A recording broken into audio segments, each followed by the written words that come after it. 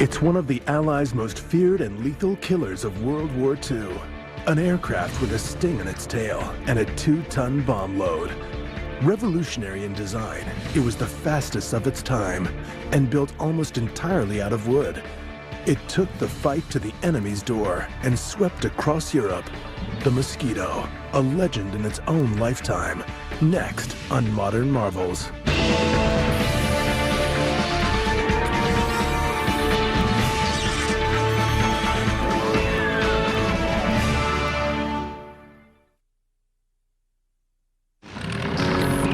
The best aircraft are often the fastest.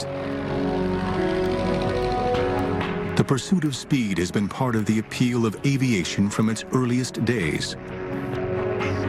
And often it is the most innovative and radical designs that break speed records.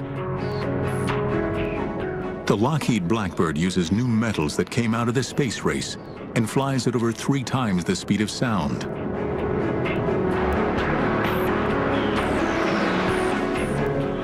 Throughout the 1930s, one company in Britain was also obsessed with speed, and it was one man's dream to use a radical material to build the fastest aircraft in the world.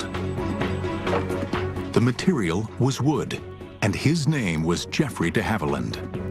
He was so very determined. Anything he wanted to do, he got on with it and did it. A real leader of people, not by driving them, but leading them from the front. As early as the 1930s, de Havilland knew that lightweight wooden aircraft were the key to greater speeds. In 1934, his twin-engine Comet won the London to Melbourne, Australia air race. With speeds of over 200 miles per hour, the aircraft flew halfway around the world in just 77 hours. A ship would take 4 weeks. From his experience building the Comet, de Havilland visualized building a super-fast, high-precision bomber. De Havilland was convinced that with the rise of the German Luftwaffe in the mid-1930s and the terror they inflicted during the Spanish Civil War, Britain would soon need all the heavy-duty air power it could produce.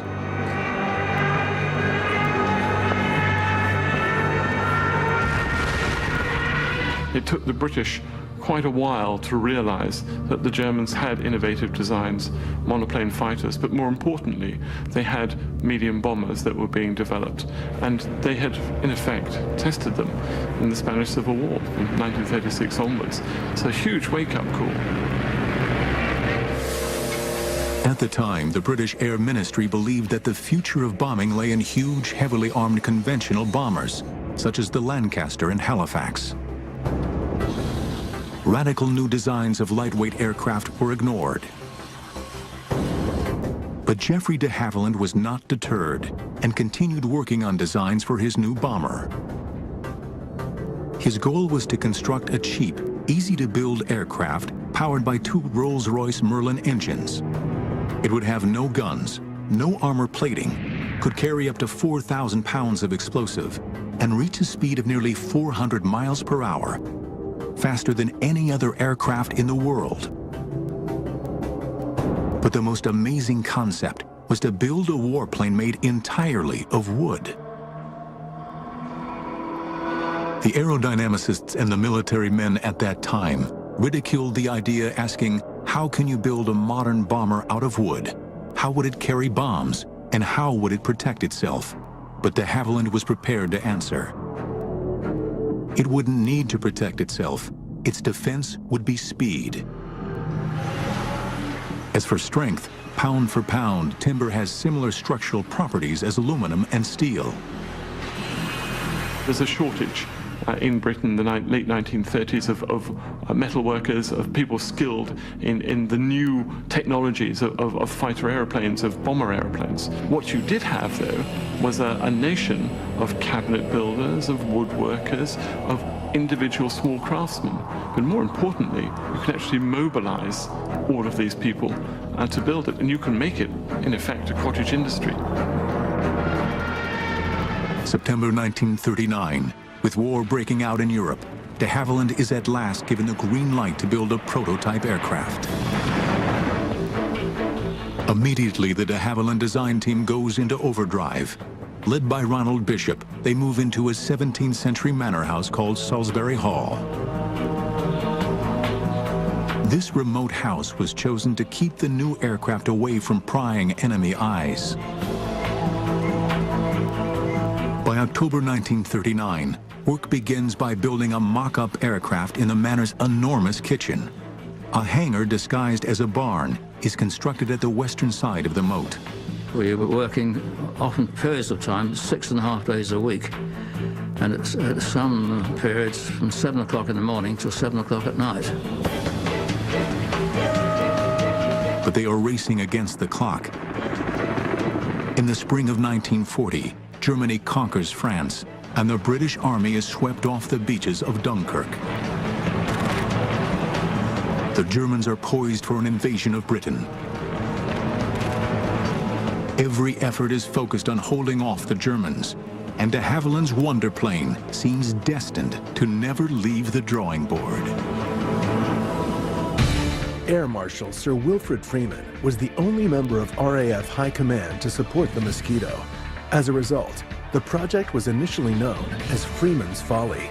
Modern marvels will return in a moment.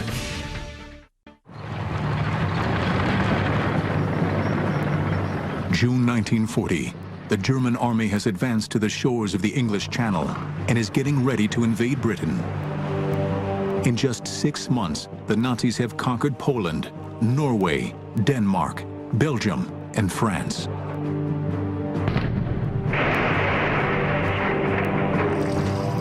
Britain is the only country left to face the onslaught of Nazi Germany.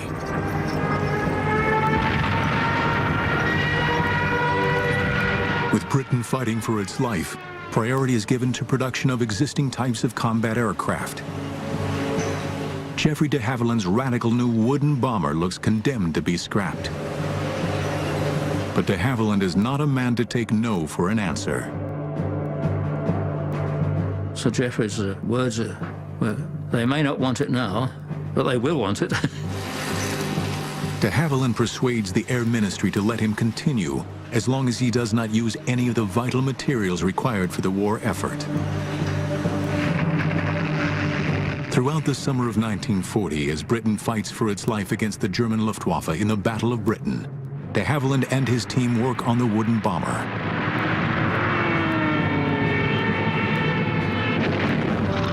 Finally, in December 1940, the aircraft is ready to be shown to the men from the ministry.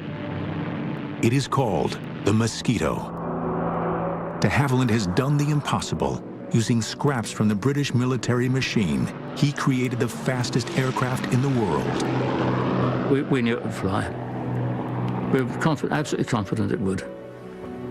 And the question is how much better than the Spitfire it would be. Of course, we said it would be, and it was.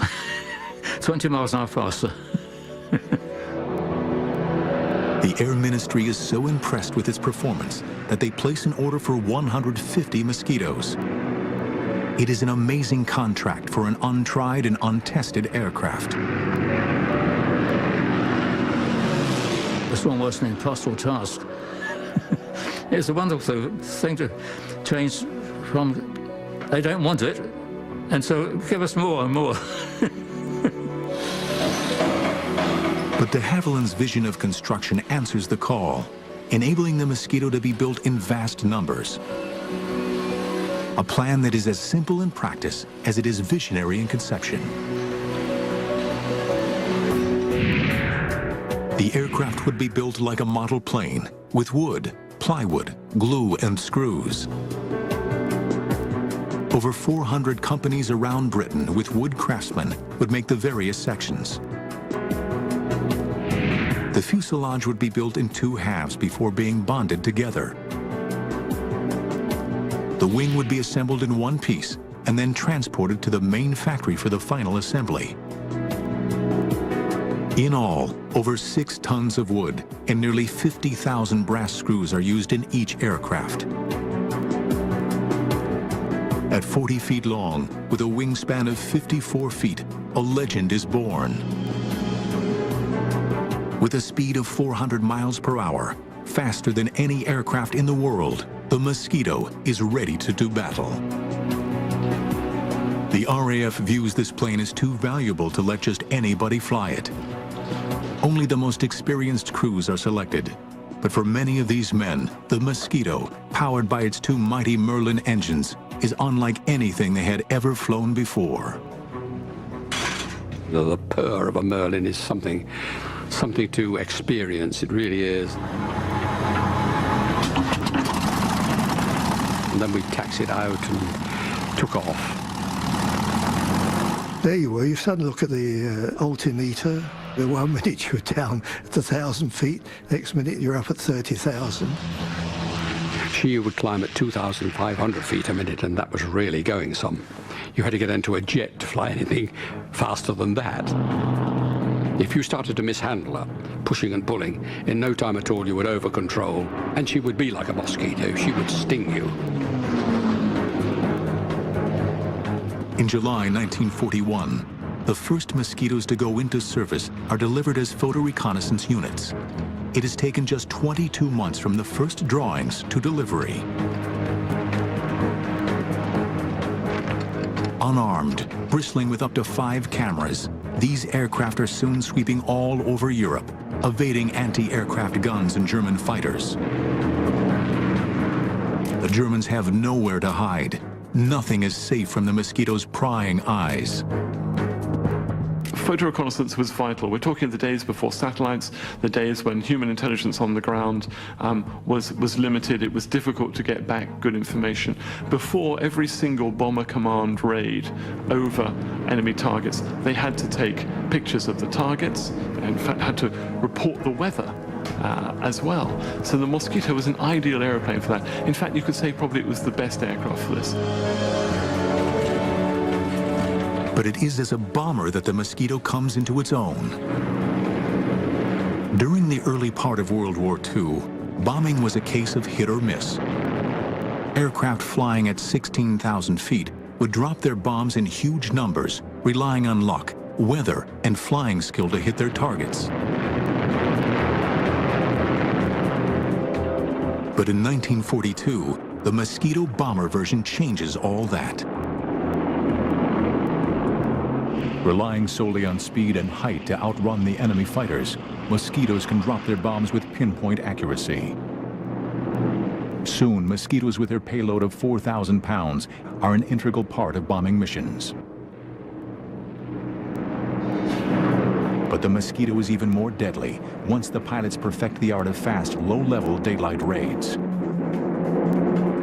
We had to be under 50 feet to be under the radar. That's the whole point of low-level operations, so the Germans don't know you're coming. And then, of course, you had to go low over the target as possible, so that you took them hopefully by surprise. Some daylight raids were flown at such low altitudes that Mosquitoes would often come back with strange souvenirs from their mission. Many of Aussie pilots come back with telephone wires draped around his tail wheel.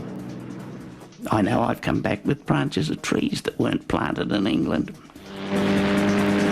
Mosquito squadrons were now becoming more and more daring in their attacks, none more so than the daylight raid against the Dutch Philips radio factory in Eindhoven. Intelligence discovered that the Germans were using this factory for research into radar countermeasures. It must be destroyed. December 6, 1942, 10 Mosquitoes go for their target.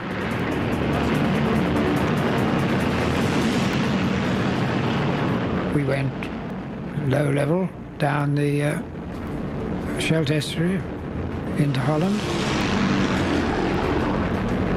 And then just then we were approaching a place I think called Turnhout. And at that point we had to climb up to 1,000 feet. And then we turned to port, and up came the factory and went down in a screaming dive and dropped our bombs straight into it.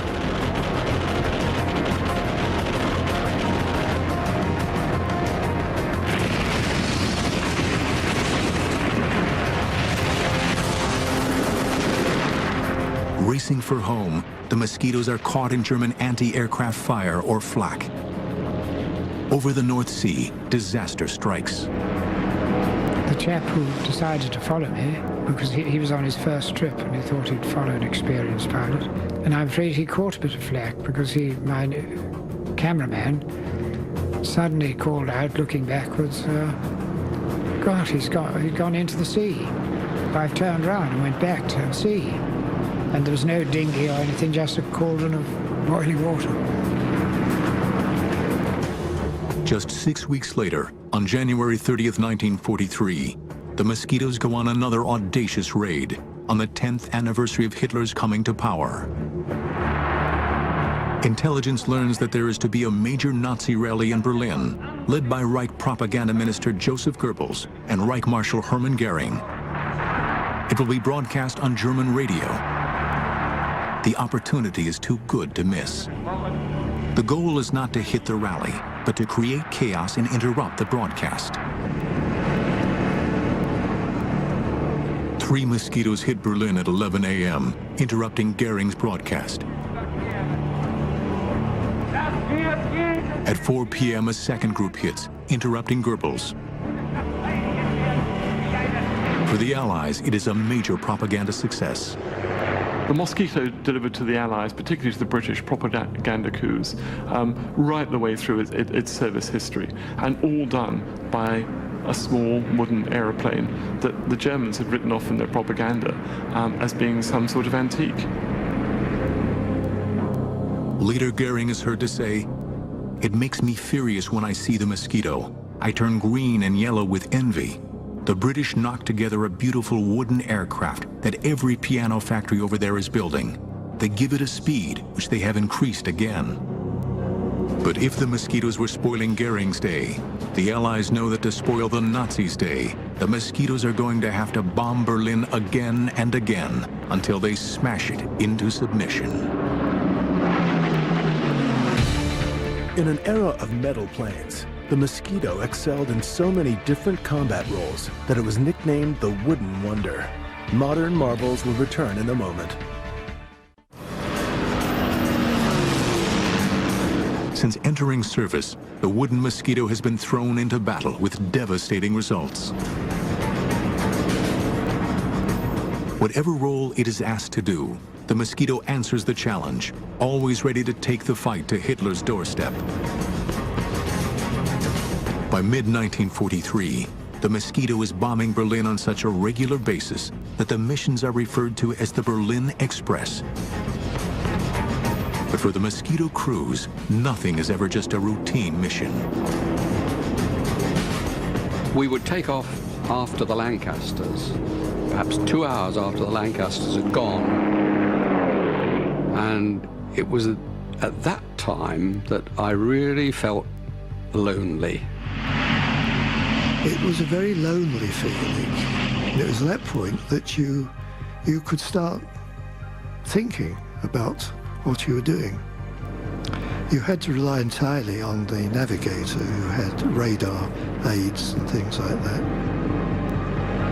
But then with the night closing in on you, you suddenly became to realize that you'd left your homeland behind and you were heading for you knew not what.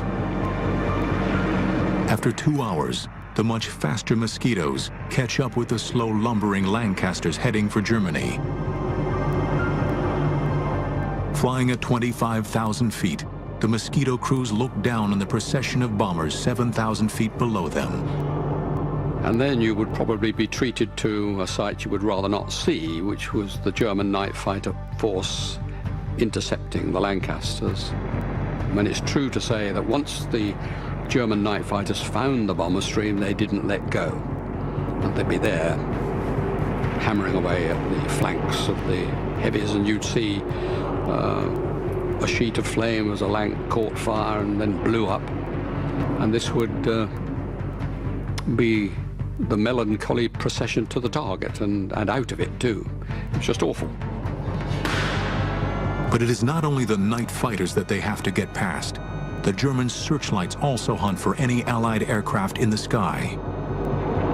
The favorite thing for them to do was to pick up somebody with a searchlight and then fasten all other searchlights onto it. So it was like a moth in a candle flame, and it wasn't very long before you saw brr, brr, brr, one-way tracer going, and then an explosion as a Lanc or a Halifax went down.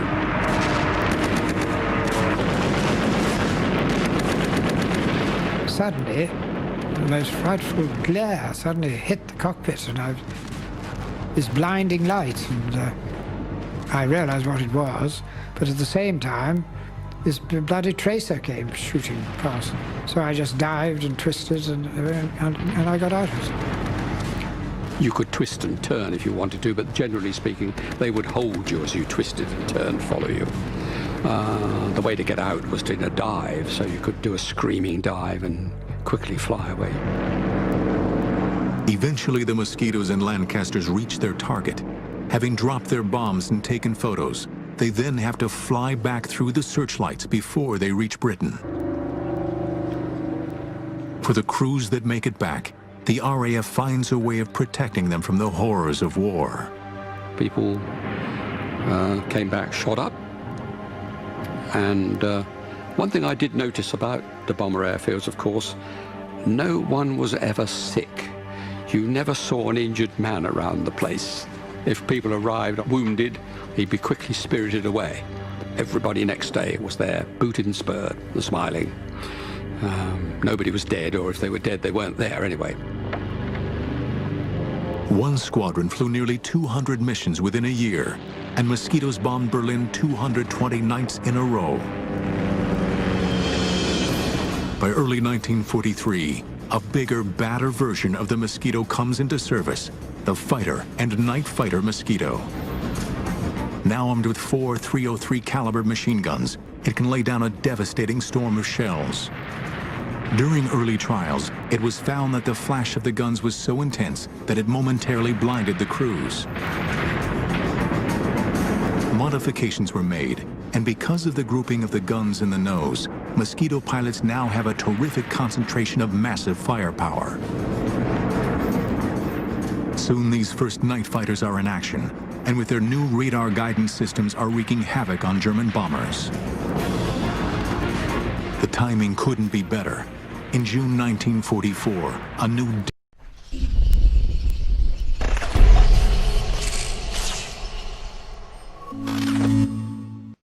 devastating weapon hits Britain. After D-Day, as Allies were fighting to gain a foothold in Europe, Hitler unleashes his new terror weapon, the V-1 flying bomb.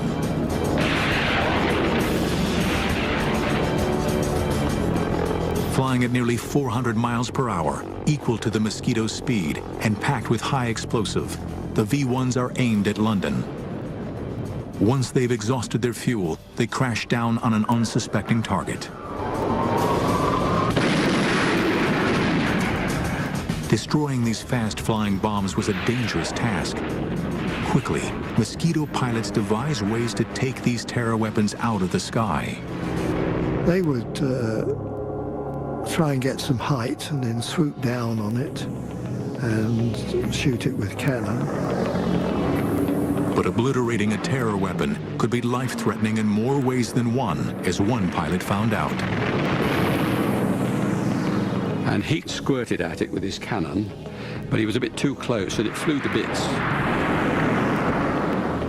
And a bit of it came in through the front and pierced the dinghy that Heat was sitting on. It inflated in the cockpit, so up he came off his seat and up towards the roof. But he was very fortunate. He always carried a dagger down his boot. I don't know if he wanted to fight his way out of Germany, perhaps. He produced the dagger, stabbed the dinghy, and down it went, and he got home. When I heard the story, I was absolutely terrified, and I always carried a knife down my own boot after that, just in case. While the fighters were attacking the V-1s in the air, their photo recon brothers are scouring France and Belgium, hunting down their launch sites. As we got near the target, of course, the navigator would alert you to your position. Put your nose down onto towards the ramp and the pillbox, and the pilot would release the bombs. We did, I think, over 3,000 sorties against them. And in the end, Hitler only launched 5,000 of them. And it was an ideal target for the Mosquito. The Mosquito was made for V1 sites. After just 9 weeks, the Mosquitoes have destroyed over 650 of these terror weapons.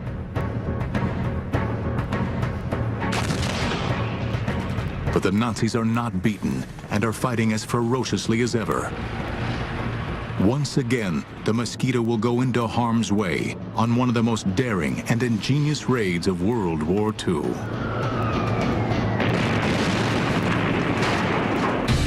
During World War II, the Mosquito was produced in England, Canada, and Australia. The versatile aircraft served in Europe, the Middle and Far East, and on the Russian front. Modern marvels will return in a moment. By 1944, the Mosquito, affectionately known by everybody as the Mossy, has become the RAF's favorite aircraft. As a supreme bomber, fighter, and reconnaissance aircraft, it is used in almost every theater of war.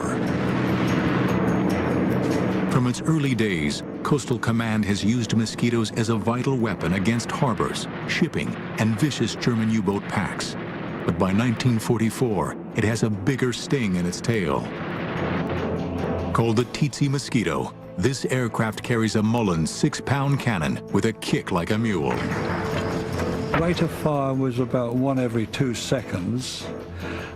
You could fire it separately, and that's an automated one every 2, or you fired it yourself, carrying 24 rounds. Very formidable weapon. It was armor piercing. You should have allowed yourself a range of 1,000, 1,500 yards for the target, but not to go closer than 600 yards. The reason why you shouldn't go in less than 600 yards is because you might get a bit of shrapnel for your own gun coming off the U-boat. The aircraft also carries 8 60-pound rockets. When they unleash these terrifying weapons, it is equivalent to a broadside from a light naval cruiser. Once on target, nothing is safe from these fearsome Mosquitoes. It seems that there is nothing that the Mosquitoes are not called on to try. Always ingenious, the military are constantly planning different ways to use this unique wooden aircraft against the enemy. But what makes the Mosquito a legend are the daring low-altitude precision raids against the German Gestapo. It is as if the Mosquito crews had declared a personal war against the hated Nazi secret police.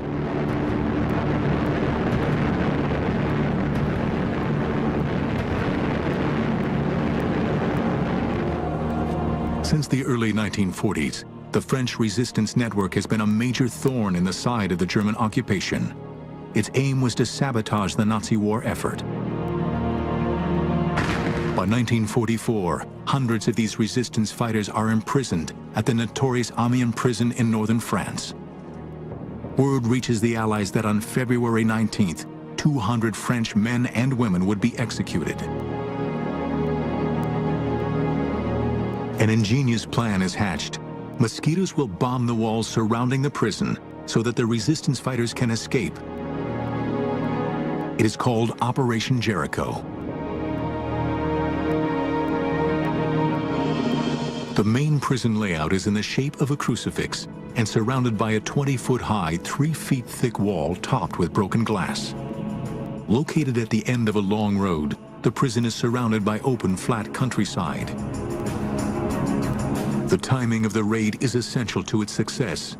It must be midday when the prisoners are in the yard and the guards are having lunch. Equally important is precision. Great care has to be taken that enough explosive is used to smash a hole in the outside wall without destroying the prison and killing the inmates. When told of the danger, the resistance fighters reply they would rather die from RAF bombs than by a German firing squad. On the morning of February 18th, the Mosquito crews learn of their target. We went into the briefing room around about 9:30, 10 o'clock in the morning, and on the table was a mock-up model of the Amiens prison, and we were told we were going to try and breach the walls and give the prisoners a chance to escape. The attack, timed for exactly noon, consists of 3 stages. One squadron was briefed to breach the walls, in other words, to toss the bombs or fly very low level and put the bombs at the base of the walls, if possible. The second squadron were to come in at 12:02 when the guards had gone to lunch and bomb the dining hall, mess hall, anything they could lay their hands on to keep the guards under control. In case of the first squadron not breaching the walls completely, or the second squadron not doing the guards' quarters, etc., then the third squadron would bomb the whole prison. As the crews wait for takeoff, it looks as if the raid might be called off. The weather has closed in, and all aircraft are grounded. It was very, very bad weather, low cloud and sort of spitting snow, do you know what I mean? Very low cloud. And we didn't think it would go on. What the Mosquito crews do not know is that the French resistance have sent a coded message: strike now or never, execution's imminent.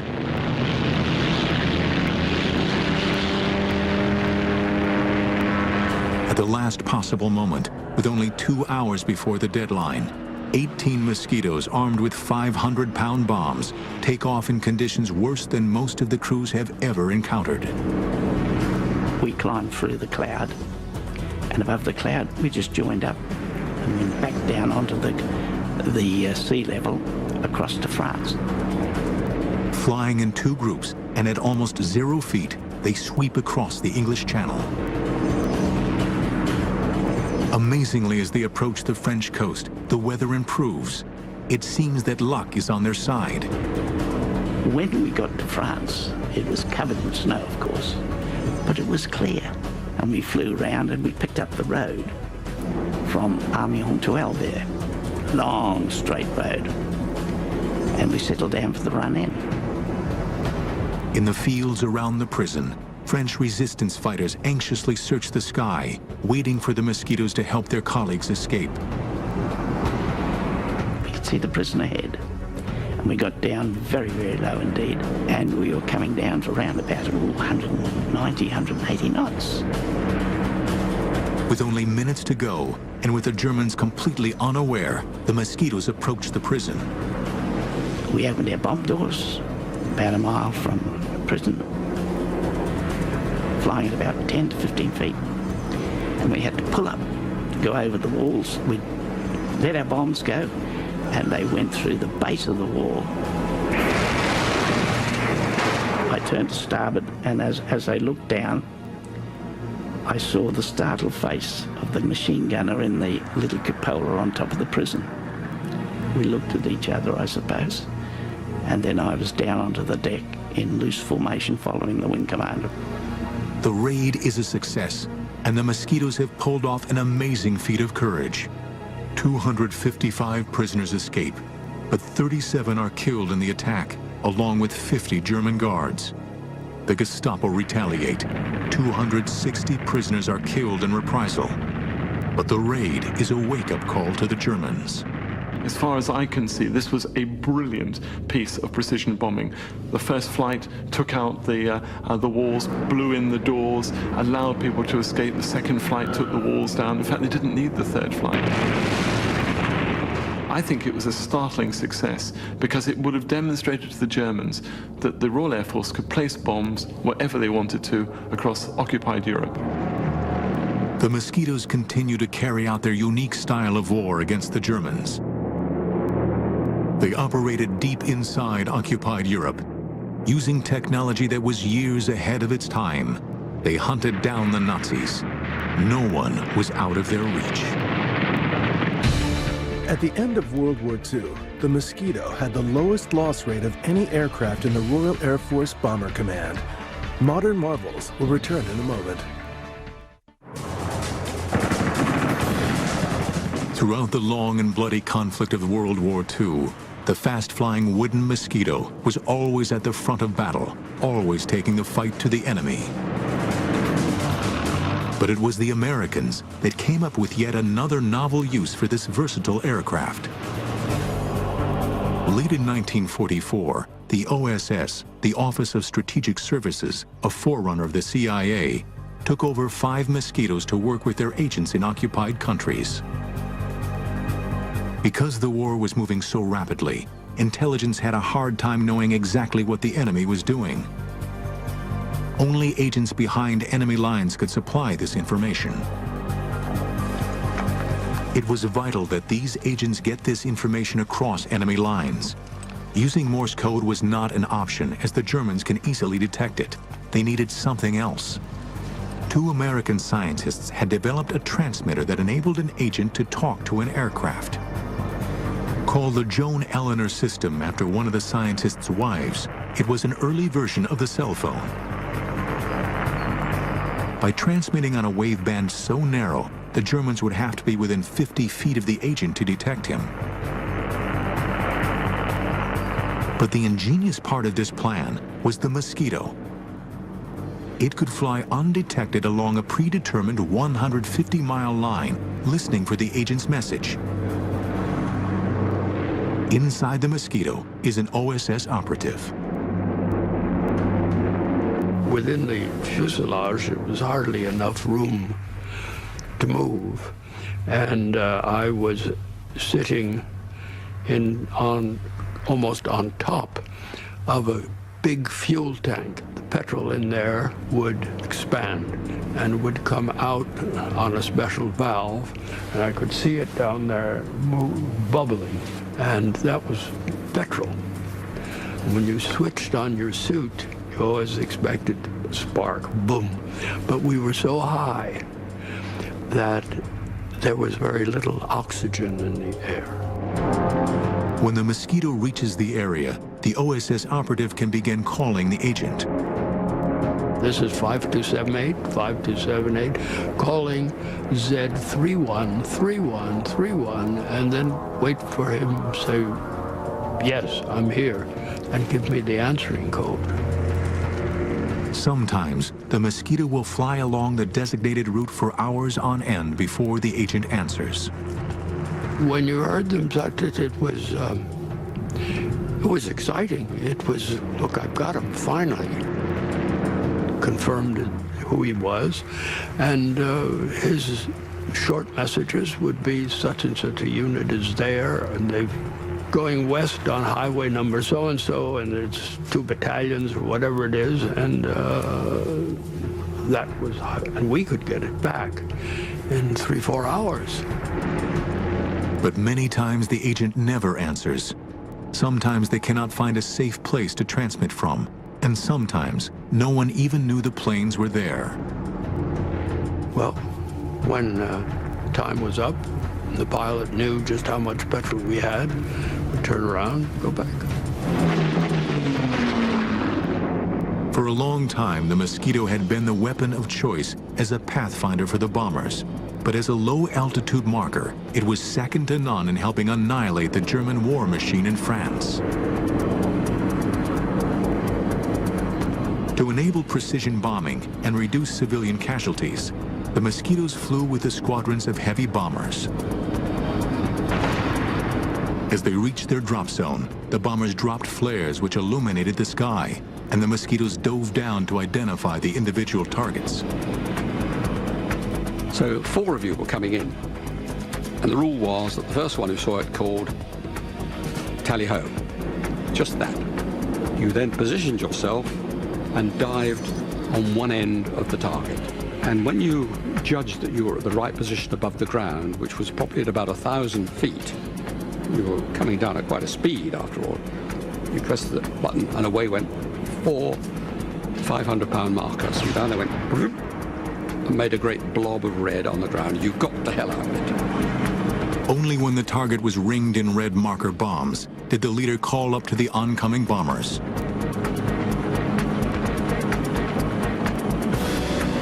But one of the most demanding roles the Mosquito took on was to cut off enemy supplies.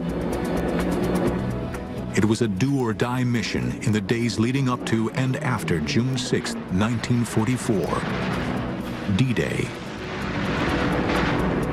As Allied troops fought a bloody battle to gain a foothold in France, the Mosquitoes hunt independently, seeking out enemy supply lines. Trains we preferred to attack because they were always carrying war material on it, or reinforcements for the front. Sometimes you could attack a train going into a tunnel, and you'd get the other end of the tunnel and wait for it and shoot it up as it came out.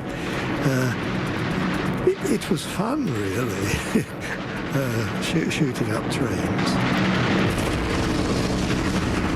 During the month of June, Bomber Command flew over 15,000 raids in support of the Allied invasion forces. And by the end of 1944, they had helped drive the Germans back into their own country.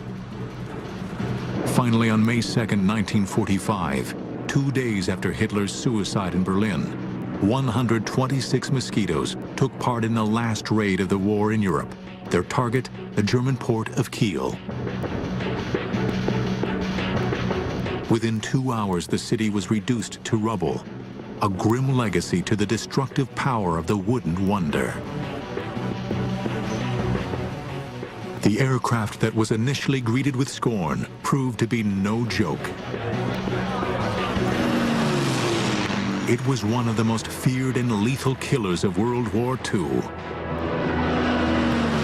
Over 7,700 were built, and over 40 different versions had served in all theaters of World War II. To the men who had flown it, the Mosquito was second to none. It was a love affair, and I thought, well, when I finished flying, that was it. I never flew another aircraft again after the Mosquito. Never. It's wrong, really, to say it was a legend, because the legend suggests it wasn't real, and the Mosquito was certainly reality. But it was a lovely aircraft, beautiful aircraft to look at, marvellous aircraft to fly. Well, in many cases saved my life, but I mean, I think the Wooden Wonder, it's been used before, but I think the Wooden Wonder really sums it up. It was.